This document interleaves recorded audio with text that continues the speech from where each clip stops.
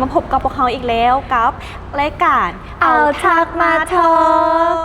กับพวกเขาลูกเกดแอนนาด้วยและเซลล์พนักงานขายคนที่คนเดิมเพิ่มเติมคือเปลี่ยนมุมหนังและเนื่องจากว่าคลิปที่แล้วนี่เนาะเราได้มีไอโน่เข้ามาห่วมจอยห่วมทายคลิปน้ำก็ถือว่าคลิปเรามีสีสันขึ้นหลายเลยเพราะว่าพนักงานกับว่าติดขัดๆเนี่ยมันก็เลยเป็นเรื่องตลกน้องก็เลยพาให้น้องหัวเป็นน้ำได้มันเป็นอย่างที่ว่ามาเข้ามาเอ็นจอยให้รายการมันมีสีสันหลายขึ้นขอบใจ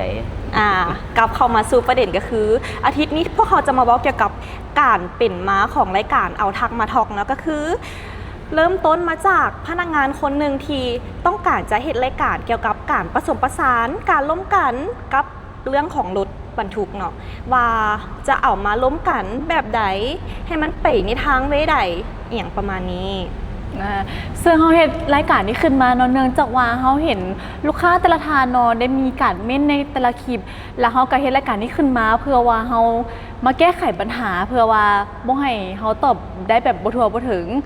ประมาณนั้นแต่ว่านี่ก็ยังบ่แม่นอีกประเด็นนึงเนาะแต่ว่ายังมีอีกประเด็นนึงที่ว่าสำคัญที่สุดเลย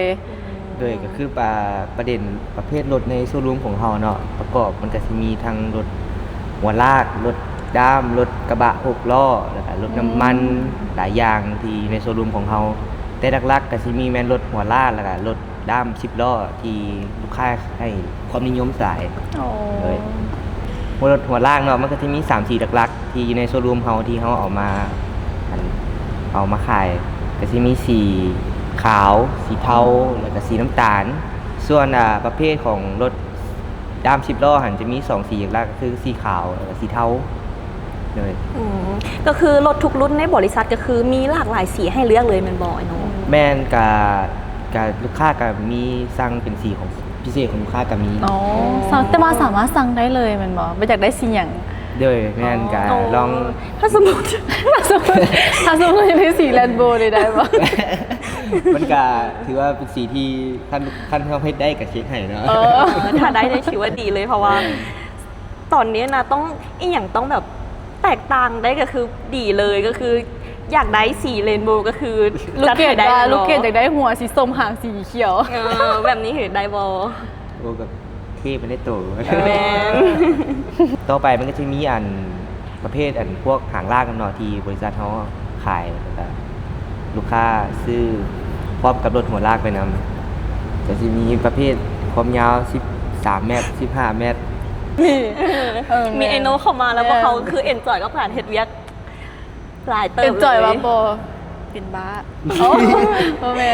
เคแล้วเนาะสุดท้ายนี่เนาะถ้าว่าลูกค้าอยากให้เฮาในคลิปเฮาเนาะเป็นในทิศทางแบบใดลูกค้าก็สามารถคอมเมนต์มาได้เพื่อเฮาจะเฮ็ดให้ออกมาพยายามเฮ็ดให้ออกมาดีที่สุดเลยแมนบ่แมนโบว่าจะเป็นเรื่องของการเว้าการล้มกันในเรื่องปกติคือพวกเขาล้มกันในแต่ละมือแล้วก็จะเอามาผสมผสานกับเรื่องรถเพื่อให้ทุกคนสามารถเข้าใจง่ายขึ้นแล้วสำหรับคลิปนี้ก็คืออยากจบเลยบอหรือไอ้น้องมีอย่างจะว่าอีกก็จะมีเติมพวกกันเวลาเขาในส่วนคนในโซลูมเขาเบ้ากันก็จะมีแบบเบ้าย่อๆเบ้าหัวไปแน่มันอาจจะพอความชินเคยที่แบบเฮ็ดน้ำกันมาดุนเดินมีประมาณตั้งปีเนาะ3 เดือนว่าเป็นอย่างคนลาวสนิทกันไว้ทางผู้ชมก็คือสภาพที่เราอยู่กันเป็นปีเพราะว่าคนลาวเป็นคนเป็นเรื่อยเนาะอยู่น้ำกันประมาณมื้อนึงนี่เป็น100 เรื่องแล้วไปเรื่อยอาทิตย์นึงก็สามารถพูดเรื่องชาวบ้านได้หลายแล้วนี่คือคนลาวพอแล้วไม่ใช่รุดหลายแล้วขอโทษและทางไผ่เนาะที่ว่าอยากรู้เกี่ยวกับเรื่องรถแบบรุ่นไหนเนาะสามารถจะจงมาได้เลยสามารถคอมเมนต์มาได้เลยแล้วเขาจะมีเซลล์ผู้เชี่ยวชาญเนาะมาแนะนำและอธิบายแบบลึกซึ้งเวอร์เลยแม่นอกจากจะอธิบายรีวิวพวกเขาก็จะมาสร้างความมวลซืนให้ทุกคนอีกแล้วมาพบกับพวกเขาใหม่ภายในอาทิตย์หน้ารายงานข่าวโดยลูกเกดแอนนาพนักงานเซลล์ขายโน่คนดีคนเดิมเพิ่มเติมคือเปลี่ยนมุมนางเนาะแล้วมาพบกันใหม่กับรายการเอาทักมาทอกและคลิปนี้พวกเราขอตัวลาไปก่อนบ๊ายบาย